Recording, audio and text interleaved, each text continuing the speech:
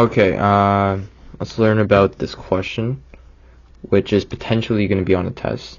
I definitely made this myself. Okay, so I'm on a frictionless surface. I push you. Your mass is more than mine. I push you with a force of 30 newtons east. Draw a free body diagram of you during the push and during the push of me. Okay, so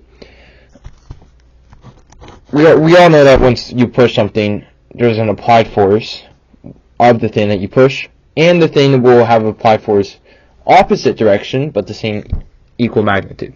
So this would be the one with you getting pushed. So if I push you east, you're gonna go east. That's pretty easy to understand. So it will look like this. Remember to always have force of gravity and force of normal. That should be like easiest thing. Like that's like already a mark. So you have extra 2 minutes, and then you have another extra 2 minutes for your test. Yeah, this is force normal.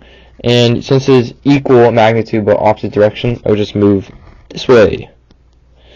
And you have to state the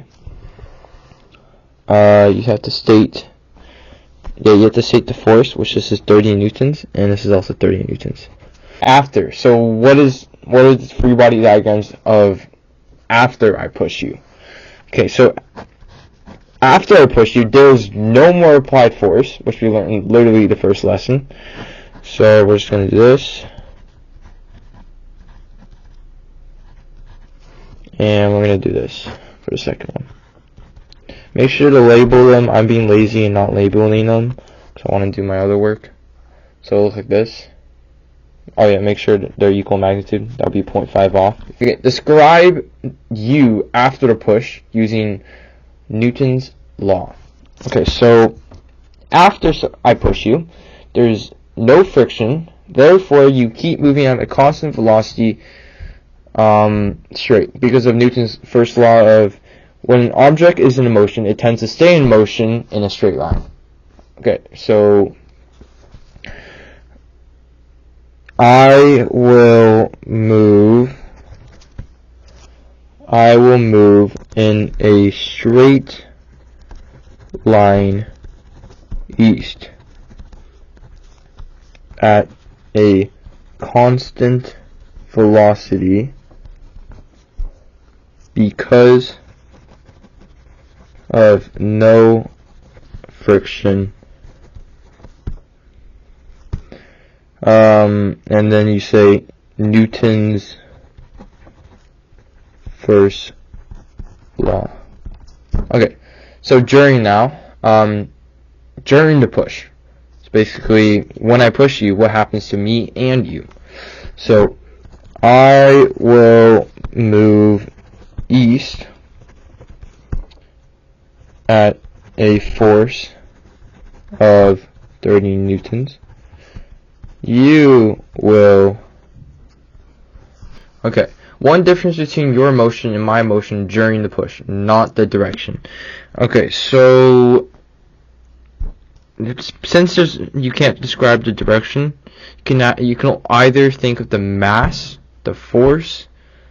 Yeah, basically, yeah, you can think of only the mass and the force now, because those are your other two variables.